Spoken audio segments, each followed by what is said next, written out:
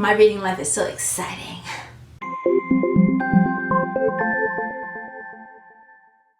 Hey, this is Ameriie, and today we're talking moody reading. I just needed to talk to somebody. This year has not been the best reading year for me for a couple of reasons. Number one, I've just been really so busy. I haven't been able to get in even the amount of time that I usually can squeeze in. Like, I haven't even been able to get that. So that's hard. And then the times that I can squeeze something in, like, I don't really love to read in disjointed pieces. I really like to be able to sink into a book sometimes, especially because it's really hard for me to concentrate, you know. Oops, I'm gonna break my cup. I really like owls a lot, and there's a little thing that says be happy in here that I really like. I haven't been able to like read all the way through, and that makes it really hard to enjoy a book because sometimes a book can be really great, but if you're reading in like all these little pieces, you're not gonna catch it the same way. So that's kind of like put a damper on my reading. On top of that, the books that I have read, like I've liked, but I haven't like, there's only been a few that have wowed me, like The Nix, which I will tell you about that one. The Nix by Nathan Hill, I'll talk about that in a video. Red Queen by Victoria Aveyard, really love that one as well. But I just, you know, it's hard because I don't know if it's because I wasn't in the mood to read. That's been another thing. There's been a lot happening, so I've been so distracted that I haven't been able to sink into something, and I don't know, is it you or is it me? I'm asking the book, like, who is it? I feel like this actually might be one of the worst reading years that I've had in recent years. And then I've been so moody that, I mean, I'm a moody reader anyway, we've talked about this, but I'm so moody that I will pick up a book and think that I really want to read it and then change my mind like 2 chapters in. Pick up something else, change my mind. Pick up another thing, change my mind. Like 1-2 chapters in. So it makes me kind of feel like I don't think it's the book's fault. I think it's me. I am in words. Let's get the words together, Ameriie. I am in an especially moody reading state. Now, one of the things that I've done to like try to shift out of this is reading books that, like, I've been trying to browse my shelves. You know when you go to the bookstore, you're like browsing, you pick up something and it's really good, you'll read it and be like, oh, I really want to read this. Then what happens? You come home, you sit it on your shelf, and it gets caught up with all of the other books, and then you say that you'll read it later, but you're still reading the thing that you said you were going to read from last time, and then you just, that excitement is lost. So one of the things that I've been doing is I've been browsing my own bookshelves as if it's the bookstore, because contrary to that big book haul that I just recently had, I really shouldn't be buying books too much. I've been kind of straying away from, I've been wanting to stray away from buying books, but that hasn't really happened. But still, in the name of not buying too many books, I've been browsing my own shelves as if I were in a bookstore and just taking things down and saying, I didn't look at this in a while, maybe I'll get into this. That has actually helped me. I think that's helped me the last 2 or 3 times that I've wanted to read something. Because there's something about that excitement of something that catches your interest. Browse your own shelves and pick something from your shelf. If something's catching you at the moment, it doesn't matter if you're reading something else, read that book now. Same thing in a bookstore. If you do go to the bookstore and you're browsing the shelves and something catches your eye, read that book when you get home. Like, that is the book that you're going to read. Put everything else aside, even if you already are midway into a book. Just put it aside and finish the book that you really want to read. Because, brings me to number 3.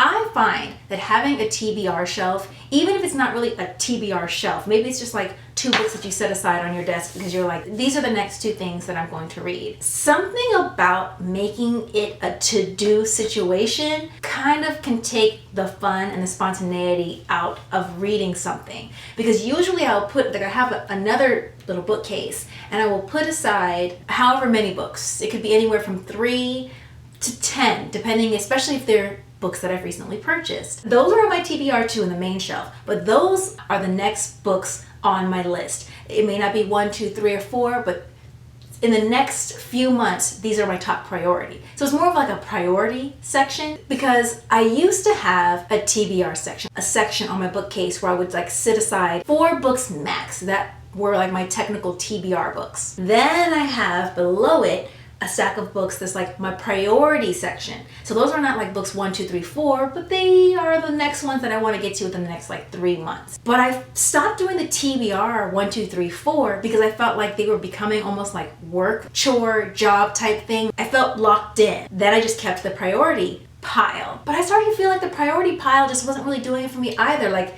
It kind of works because I will usually pick my next read out of that pile. But then when I try to just go to my shelves in general, I realized that when I would pull something off and it just caught my eye, even if it was a book I hadn't even been thinking about for ages, it was just more fun. It was just more fun to just like browse a shelf, pull a book off. If it interested me, just start reading it instead of like thinking like, well, I read this and I want to read that, and this next one I should read for A, B, or C, because there are different reasons we want to read. Say, for instance, if you're reading fantasy and then you want to get into sci-fi, or, okay, I've read a lot of fiction, let me jump into something nonfiction. Or like me, maybe I'm researching for something in my novel and I really need to learn something. For instance, the Victorian city. I'm not writing a Victorian, but there's just certain elements of the technology that I just wanted to understand in the way of life, absent of certain technology. All of these things, these parameters, sometimes can suck the fun out of reading. Sometimes they don't. But when you're feeling especially moody or even a little tad bit moody, it really can become an issue. So I was kind of starting to feel like I was having like a sad reading year, which really was not a good feeling when you love to read. First you think maybe you're not picking the right books. Then you start to wonder if maybe it's just you, if you're not being patient enough, if you're being too picky. And then of course you read a book that sucks you in and then you love it, and then you're thinking, nope, I just wasn't picking the right books for me at the moment. If you are a moody reader like me, I definitely think those things will help. That's what's helped pull me out of it. I can't say out of it because I'm always a moody reader, but it's helped pull me out of a situation in which reading just isn't as fun because I'm getting too frustrated, or I'm not falling in love with anything. To go over again, what's helped me is just browsing your own shelves, pulling something off and reading it. If you're going to a bookstore and you really want to buy something because you're not on a book buying ban, browse the shelves, whatever you fall in love with, take it home and let that be your priority book. If you have to get rid of your TBR, get rid of your TBR. If you have to get rid of your priority books, which is not really technically a tight TBR, but a loose one, get rid of that too. Try to take away all of the things that would make reading feel like a job or a chore.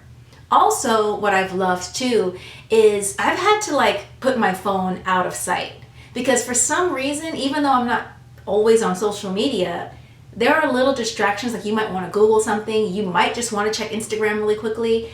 Those are all little distractions, and I think we've been programmed now to cut off our attention into these little microscopic, bite-sized bits of attention. And so anything that requires a lot more attention, like reading a book and sitting still and not moving, there's always a reason to get up and stop reading. So allowing yourself to have a good environment that's conducive for reading and reading deeply, that helps a lot. So I just really wanted to talk to you guys about that for a second, just being moody. And it's also set me behind on my reading schedule. According to Goodreads, I'm apparently like 4 or 5 books behind my reading schedule for 50 books this year. And a lot of it's because I've been doing a lot of starting and stopping and spending a lot of time deciding what to read instead of actually reading. So there's that. Let me know in the comments below what you like to do to pull yourself out of a moody reading zone. Like, how do you get out of that? And I'm sure I'm not the only one who needs help for that. So let us know, please share. Don't forget to like the video if you liked it, and don't forget to subscribe. Make sure you push that red subscribe button. Until next time, I'll see you later. Bye.